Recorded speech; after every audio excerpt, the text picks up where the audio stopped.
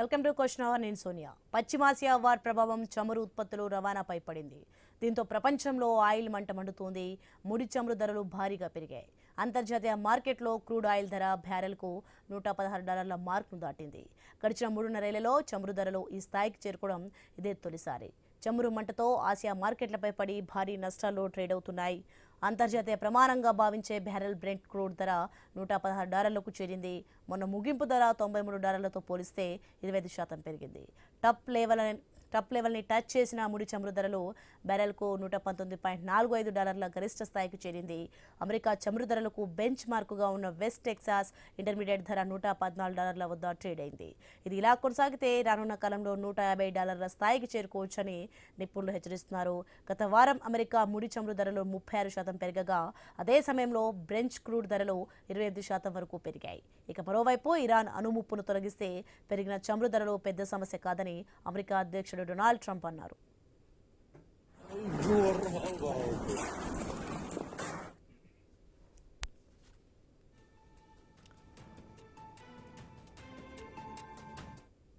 ఇక చమురు ధరలు $100 దాటడం వల్ల దిగుమతులపై ఆధారపడే దేశాలపై తీవ్ర ప్రభావం పడే అవకాశం ఉంది.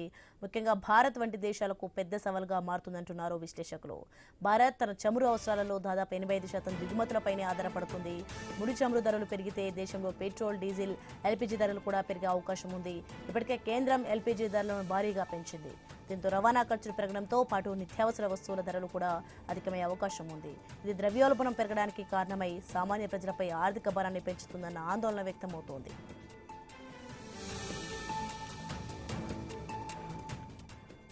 ఇక యుద్ధ పరిస్థితులు కొనసాగితే చమురు ధరలు మరింత పెరిగి బ్యారెల్కు $120 నుంచి $130 వరకు చేరవచ్చని మార్కెట్ విశ్లేషకులు అంచనా వేస్తున్నారు.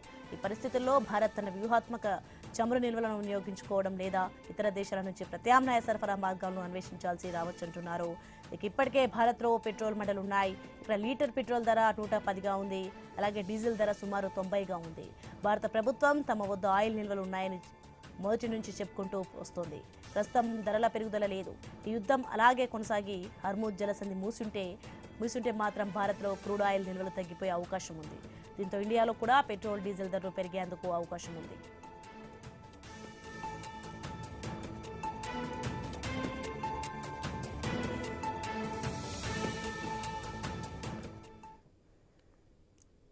అయితే పరిస్థితులు ఇలా ఉంటే కేంద్ర ప్రభుత్వం మాత్రం దేశ ప్రజలకు ధరలపై భరోసా ఇస్తోంది. అంతర్జాతీయంగా చమురు ధరలు పెరిగినా దేశంలో ఆ ప్రభావం ఉందంటోంది. క్రూడ్ ఆయిల్ ధరల పెరుగుదలతో వచ్చే నష్టాలను ఆయిల్ కంపెనీలు భరించాలని కేంద్రం ఆదేశాలు జారీ చేసింది. కేంద్ర ప్రభుత్వం తీసుకున్న నిర్ణయం సామాన్య ప్రజలకు, వాహనదారులకు పెద్ద ఊరటనిస్తుందంటున్నారు. ఇక ఆర్థిక రంగ నిపుణులు దేశంలో ఇప్పటికే ముడి చమురు నిల్వలు 25 రోజులకు, రిఫైన్డ్ ఇంధనాలు మరో 25 రోజులకు సరిపడా ఉన్నాయని కేంద్రం లెక్కలు చెబుతోంది. మొత్తంగా 8 వారాల ఇంధన నిల్వలు అందుబాటులో ఉన్నాయని కేంద్రం చెబుతోంది. ఇక రష్యా, ఇతర దేశాల నుంచి దిగుమతులు కొనసాగుతుండటంతో సరఫరా స్థిరంగా ఉంటుందన్న భరోసా ఇస్తోంది కేంద్రం.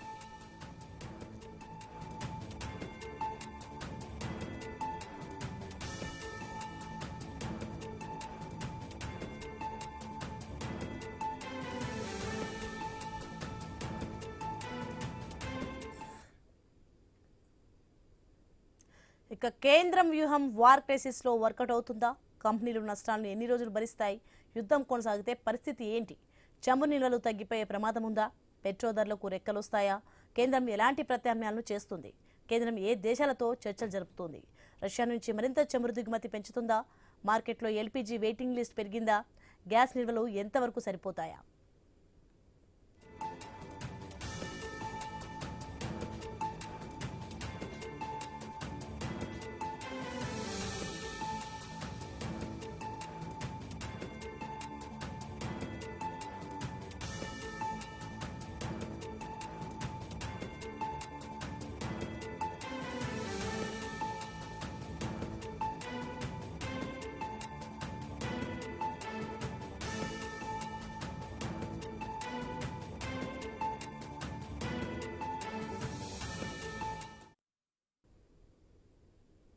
రైట్, ఇదే అంశానికి సంబంధించి మరింత సమాచారం మా కొలిగి హిమబిందు న్యూస్ నుంచి లైవ్ లో సిద్ధంగా ఉన్నారు. హిమబిందు, మొత్తాన్ని చూస్తున్నాం.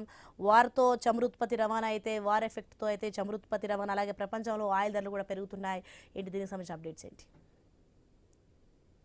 రష్యా యుద్ధం కారణంగా కూడా ముడి చమురుకు సంబంధించి క్రూడ్ ఆయిల్ ధరలు అయితే భారీగా కూడా పెరిగిన పరిస్థితి. ఈ నేపథ్యంలో భారత్కు చాలా వరకు కూడా ఎఫెక్ట్ అయిన పరిస్థితి. ఎందుకంటే చాలా వరకు మనం ఈ క్రూడ్ ఆయిల్ అంతా కూడా మనం దిగుమతి చేసుకుంటున్నాము. సో ఇంకా కూడా మిడిల్ ఈస్ట్ ప్రాంతంలో కూడా ఉద్రిక్తలు ఒకవేళ పెరిగితే ప్రపంచ ఆయిల్ పై కూడా దీని యొక్క ఎఫెక్ట్ అనేది చాలా వరకు పెరిగే ఛాన్స్ ఉంది. సో భారత్ ఇవన్నీ కూడా దిగుమతులు చేసుకుంటుంది కాబట్టి ఎఫెక్ట్ ఎక్కువగానే ఉంటుందని చెప్పుకోవాలి. ఇప్పటికీ కూడా అంటే బ్రెంట్ క్రూడ్ ఆయిల్ ధర 20% వరకు పెరిగి ₹116 వరకు చేరింది. ఈ రేటు పెరగడం అంటే ఒక్కసారి మనం అబ్జర్వ్ చేసుకుంటే 2023 నుంచి ఇంత ఎక్కువగా పెరగడం ఇదే మొదటిసారి అంటూ కూడా గణాంకాలు చెప్తున్నాయి. ఇప్పటికే కూడా భారత్ వంట గ్యాస్ ధరలు అయితే పెంచింది. సో ఇప్పుడు ఒకవేళ గ్యాస్ను చాలా వరకు బుక్ చేసుకుంటున్నా కూడా చాలా రోజుల తర్వాత కూడా వెంటనే ఇవ్వనటువంటి పరిస్థితి. సో అక్కడే మనకి షార్టేజ్ వచ్చిందని కూడా అర్థమవుతుంది. వెంటనే కూడా గ్యాస్ కంపెనీలు కూడా ఆ సరఫరాని వెంటనే చేయడం లేదు. అదేవిధంగా కొంత గ్యాస్ ధరను కూడా పెంచిన పరిస్థితి. సో పెట్రోల్ డీజిల్ ధరలకు రెక్కలు రావడం ఖాయమని డెఫినెట్గా కూడా ఇప్పుడున్న ఈ మిడిల్ ఈస్ట్ కంట్రీస్ లో జరుగుతున్న యుద్ధం కారణంగా హర్ముజ్ జలసంధిని మూసివేయడం, చాలా వరకు కూడా గల్ఫ్ కంట్రీస్ వాటిని కూడా ప్రాసెస్ తగ్గించడం వల్ల కూడా చాలా వరకు ఎఫెక్ట్ ఎక్కువనే చెప్పుకోవాలి. అంటే మొత్తంగా కూడా క్రూడ్ ఆయిల్ ధరలు 23% వరకు పెరిగిన నేపథ్యంలో డీజిల్ కంటే పెట్రోలే చాలా వరకు కూడా పెరుగుతుంది. ఇప్పుడు వంట గ్యాస్ ధర అయితే పెరిగితే మరి రానున్న రోజుల్లో కూడా ఈ పెట్రోల్ డీజిల్ పై కూడా ఎఫెక్ట్ పడతాయి అంటున్నారు విశ్లేషకులు. సో మొత్తంగా భారత్ ముడి చమురును 85% వరకు కూడా దిగుమతి చేసుకుంటుంది. సో దీర్ఘకాలంగా కనుక ఈ యుద్ధమే కానీ జరిగితే పెట్రోల్ డీజిల్ పై చాలా వరకు కూడా ఎఫెక్ట్ పడే ఛాన్స్ ఉంది. సో ఇప్పటికే ఆయిల్ కంపెనీస్ కూడా చాలా వరకు కూడా చూస్తూ అడుగు వేస్తుంది. సో ఏదైతే సబ్సిడీస్ ఇస్తున్నాయో కొన్ని కంపెనీస్కి అదే విధంగా కూడా ఇస్తున్న పరిస్థితి. బట్ ఎక్కువ దీర్ఘకాలంలో యుద్ధం అనేది మాత్రం జరిగితే చాలా ఎఫెక్ట్ అయ్యే ఛాన్స్ ఉంది. సో యుద్ధం ఆగేంత వరకు ఏమేమి చేయాలి అనుకుంటే ఒకసారి స్ట్రాటజిక్ పెట్రోలియం రిజర్వ్స్ ఏదైతే ఉందో ఎస్పీఆర్ సంబంధించి భారత్కు 250 మిలియన్ బ్యారెల్ బఫర్ ఉంది. సో అది 6 నుంచి 8 వీక్స్ వరకు కూడా ఆ కెపాసిటీ ఉంది. సో 74 రోజుల వరకు కూడా ఈ సరఫరా అనేది సరిపోతుంది. సో అదనపు డీల్స్ అనేవి కూడా కుదుర్చుకొని ఇప్పటికే రష్యాతో కూడా చాలా వరకు కూడా మనం డీల్స్ కుదుర్చుకున్న పరిస్థితి. సో ఇంకా యుఎస్, రష్యా, మిగతా రాష్ట్రాల నుంచి దేశాల నుంచి కూడా మనం డీల్స్ కుదుర్చుకోవాల్సిన సిచ్యువేషన్ అయితే ఉంది. చాలా వరకు అంటే తక్కువ ధరలకి మనం వాళ్ళతో డీల్స్ చేసుకోవాలా, లేకపోతే ఇప్పుడున్న యుద్ధం కారణంగా కూడా మళ్ళీ మనకున్న మైత్రి కారణంగా కొంతవరకు చేసుకునే ఛాన్స్ ఉంటుంది. ఇప్పటికే హర్ముజ్ జలసంధి మూసేస్తారు. దానికి ప్రత్యామ్నాయ మార్గంగా కూడా అది కూడా ఒకటి ఆలోచించాల్సిన పరిస్థితి. సో అలాగే ఓఎంజీ స్టాక్స్ ని పెంచడం, ట్యాక్సెస్ ని, సబ్సిడీస్ ని ఇవన్నీ కూడా కొంతవరకు కూడా క్రమబద్ధీకరించడం అంటే ఇప్పుడు ధరలు పెరుగుతాయి, ఇవన్నీ కూడా నియంత్రించడానికి ముందున్న ప్రత్యామ్నాయాలు ఒక్కొక్కటి కూడా మనం చూసుకోవాలి. అదే విధంగా డెఫినెట్ గా కూడా ఈ ప్రపంచ మార్కెట్ లో కూడా క్రూడ్ ఆయిల్ పెరిగితే భారతదేశం పైన చాలా వరకు కూడా ఈ ప్రభావం అయితే పడుతుంది. ముఖ్యంగా ఒపెక్ దేశాలు ఉత్పత్తి తగ్గించాయనుకో డెఫినెట్ గా ఈ ధరలు ఇంకా పెరిగే ఛాన్స్ ఉంది. కానీ ఎక్కువ కాలం చెప్పలేము. అంటే ఇది ఎట్లా దీన్ని కంట్రోల్ చేస్తున్నారు అనేది మాత్రం ఎక్కువ కాలం కూడా పెరగకుండా కూడా ఆపలేరు. కొంతవరకు కంపెనీ సపోర్ట్ చేస్తాయి. బట్ యుద్ధం అనేది చాలా రోజులు పాటు జరిగితే డెఫినెట్ గా కూడా ఇంకా పెరిగే ఛాన్స్ ఉంటుంది. కంపెనీ నష్టం భరించలేదు కాబట్టి. సో ముఖ్యంగా మన దగ్గర ఉన్న ఎస్పీఆర్ రిజర్వ్స్ ఏవైతే ఉన్నాయో ఒకసారి అబ్జర్వ్ చేసుకుంటే విశాఖపట్నంలో స్ట్రాటజిక్ పెట్రోలియం రిజర్వ్ ఒకటి, మంగళూరులో స్ట్రాటజిక్ పెట్రోలియం రిజర్వ్ ఒకటి, అదే విధంగా పాడేరులో స్ట్రాటజిక్ పెట్రోలియం రిజర్వ్ ఇవన్నీ కూడా మనకి ఉన్నాయి. సో సుమారు 10 నుంచి 12 రోజుల పాటు కూడా మన అవసరాలు ఇవన్నీ తీర్చగలవు. సో కంపెనీలు కమర్షియల్ స్టాక్స్ తో కలిపి మొత్తం 70 నుంచి 80 డేస్ వరకు కూడా ఈ ఉత్పత్తి అనేది ఉంటుంది. అంటే కొంతవరకు కూడా నిరంతరాయంగా కూడా జరిగే ఛాన్స్ ఉంది. బట్ ఇప్పుడున్న సిచ్యువేషన్స్ బట్టి నిన్న మనం చూసాం ఇరాన్, గల్ఫ్ దేశాల్లో ఉన్న ఏదైతే కూడా ఆ వాటర్ ప్లాంట్స్ పైన కూడా దాడి చేయడంతో యుద్ధం అనేది ఇప్పట్లో సమసిపోయే విధంగా తగ్గే విధంగా కూడా లేదు. సో ఇంకొద్ది రోజులు కూడా పెరిగే ఛాన్స్ ఉంది.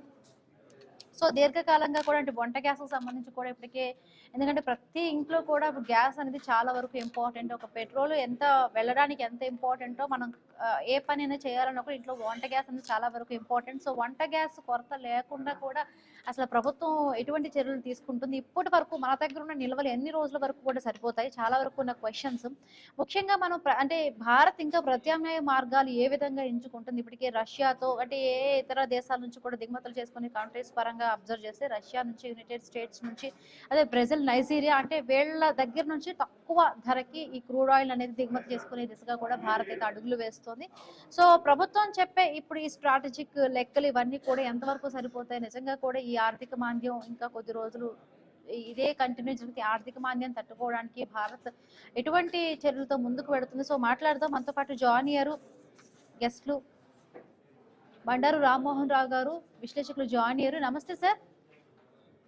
అమ్మా హిమబిందు నమస్తే అమ్మా, చెప్పండి. రైట్. ప్రపంచ మార్కెట్ లో చూస్తున్న క్రూడ్ ఆయిల్ ధరలు పెరిగితే ఎట్లా ఉండబోవచ్చు? ఇప్పటికే కూడా వంట గ్యాస్ ధరలకు సంబంధించి కూడా చాలా వరకు రేటు పెరిగిన పరిస్థితి. ఇప్పుడు బుక్ చేస్తే కొద్ది రోజులు వెంటనే, ఒకప్పుడు వెంటనే వచ్చే పరిస్థితి, బట్ ఇప్పుడు చాలా వరకు కూడా టైం తీసుకుంటున్న పరిస్థితి. సో ముందు ముందు ఏ విధంగా ఉండొచ్చు, అదే విధంగా ఇప్పుడు వంట గ్యాస్కి ఏ విధంగా అయితే అప్లై అయింది, ఇదే విధంగా కూడా పెట్రోల్ డీజిల్ కూడా ఇదే విధంగా సంక్షోభం వచ్చే ఛాన్స్ ఉందా? ఎట్లా ఎట్లా ఉండొచ్చు సార్? ఏదైనా సంధి కాలంలో ఇప్పుడు సమస్యలకు మీరు ఇప్పటిదాకా చెప్పిన దానిలో సమస్య మీరు, పరిష్కారం కూడా మీరే చెప్తున్నారు. అంటే మీ మొత్తం మాటల్లో చూస్తే అట్లా అలలాగా వచ్చిపోతుంది మొత్తం అంతా. అంటే అంత సమస్య లేదంటున్నాను. నేను 2-3 డీలర్లతో మాట్లాడాను. మీ గ్యాస్ నేషనల్ అండ్ మన నేషనల్ గ్యాస్ ఏదైతే ఉందో అది మనం కూడా ఉత్పత్తి చేసుకోవడం. ఇంతకుముందు 3 ప్లాంట్ల పేరు చెప్పారు, పాడేరు కానీ విశాఖపట్నం కానీ ఇవన్నీ కూడా. ఇప్పుడు గ్యాస్ ఏజెన్సీస్ దగ్గర అధికారిక సమాచారం ఏంటంటే గతంలో 14 రోజులు 15 రోజులు బుక్ చేసుకున్న అవకాశం ఉంది. ఇవాళ చేస్తే సరిగ్గా 15 రోజులు మళ్ళీ చేయొచ్చు. అంటే 2 వీక్స్ కావాలి. ఇప్పుడు దాన్ని ఏం మార్చారంటే 21 డేస్ మార్చారు. అందుకని మనం కూడా ప్రజలకు పోయినప్పుడు ఏవైతే ప్రజల్లో కూడా అనవసరంగా దీని మీద పెడితే అందరూ ఏం చేస్తారు, అదిగో ఇప్పుడు ఇదే కానీ అందరూ గ్యాస్ ఏజెన్సీస్ మీదే పడతారు. 2 సిలిండర్లు రెడీ ఉంచుకొని కూడా 3వ సిలిండర్ కావాలని ఇప్పుడు వెంటబడుతున్నారు.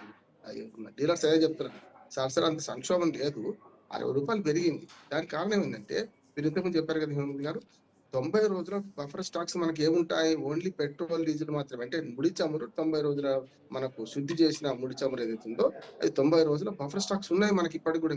మొదటి నుంచి చెప్తున్నాను, నేను యుద్ధం మొదలైనప్పటి నుంచి చెప్తున్నాను, 6 రోజులు 90 రోజులు మనకు ముందున్నది. ఇవాళ మహా అయితే 10 రోజులు ఇవాళకి యుద్ధం మొదలై, అంతే కదా. శనివారం 8, ఆది సోమ, అంతే కదా. ఇవాళకి 10 రోజులు మళ్ళీ అంటే 90లో 10 రోజులు పోతే 80 రోజులు ఉన్నట్టు కదా. 75 రోజులు ఉన్నాయి. మన చమురు విషయంలో మనకు దోకాలేదు. గ్యాస్ విషయంలో అంత ముందు ఉండదు, మన బఫర్ స్టాక్స్ అంత ఉండవు.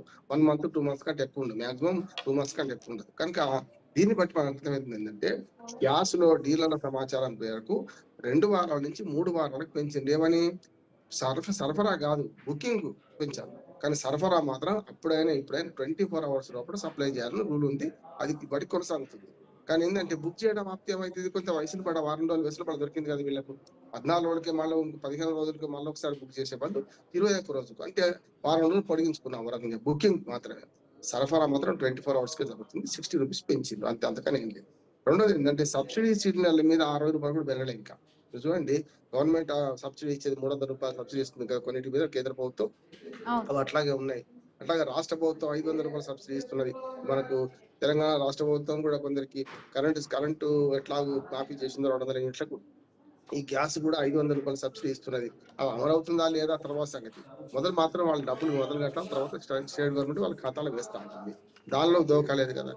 ఏమున్నా కమర్షియల్ సిలిండర్లు మాత్రం కొంచెం టైం పట్టేట్టు అవకాశం ఉంది. ఎందుకంటే అది కూడా నష్టమే. కమర్షియల్ సిలిండర్లు కనుక ఆపితే, డొమెస్టిక్ మీద మాత్రం ఎలాంటి సీలింగ్ లేదు ఇప్పటికైతే.